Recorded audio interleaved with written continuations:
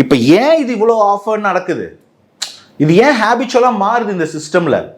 தமிழகத்தை ஏன் தலைகுனிய விட மாட்டோம்னு சொல்லிட்டு தலைகுனிகிற நிலைமைக்கு இருக்கிறதுக்கு காரணம் என்னன்னு நான் கேட்குறேன். ஏதோ ஒரு கேஸ் 2 கேஸ்னால் நம்ம புரிஞ்சுக்கலாங்க, இட் ஹேப்பன்ஸ். இது ரெகுலராக இருக்குங்க. இப்போ நீங்கள் பாருங்கள், இன்றைக்கி இந்த ரேப் கேஸ் ரிப்போர்ட் ஆயிருக்கு, 4 பேர். அடுத்த 4-5 நாள், ஒரு வாரம் இதுதான் நியூஸாக இருக்கும், ரெகுலராக உங்களுக்கு நியூஸ் ஆகும். விச் மீன்ஸ் இந்த ஒரு வாரத்தில் இவ்வளோ நடந்துக்கிட்டே இருக்குது. இது ஹாட் நியூஸாக இருக்கும்போது ரிப்போர்ட் பண்ணுறாங்க, அப்புறம் வேற ஒரு ஹாட் நியூஸ் இருக்குமோ அதை ரிப்போர்ட் பண்ணுறாங்க. இப்போ இன்றைக்கே நீங்கள் வர இந்த ஒரு வாரத்தில் என்ன நியூஸ்ன்னு பார்த்தீங்கன்னா, தமிழகத்தில் SIR அது ஒரு நியூஸ். மோடி பீகாரில் தமிழர்கள் ஏதோ சொல்லிட்டார், அவர் திமுக திட்டிருப்பாரு.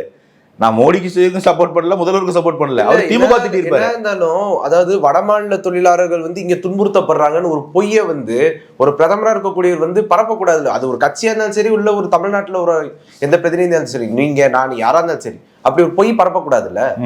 நான் என் கேள்வி என்னன்னா, இது யாரு கேட்கணும்? என்ன கேட்கணும்? நானா பாரதிய ஜனதாவோட ஸ்போக்ஸ் பர்சன்? நீங்க கேட்க வேண்டியது மோடியை. நான் கேட்க வர நியூஸ் எங்க தெரியுமா? போன வாரம் இந்த நியூஸ் வந்துச்சா, SIR சம்பந்தமா ஒரு நியூஸ் வந்துச்சா, இன்னைக்கு இந்த ரேப் நியூஸ் அதோட சுட்டு பிடிச்ச நியூஸ் வந்துச்சா, இதுக்கு நடுவில் ஒரு நியூஸ் அப்படியே காத்து வாக்கில் கரைச்சி விட்டீங்களேன்னு கேட்குறேன். என் கேள்வி உங்களை, திமுக கேள்வி பதில் சொல்லுங்க.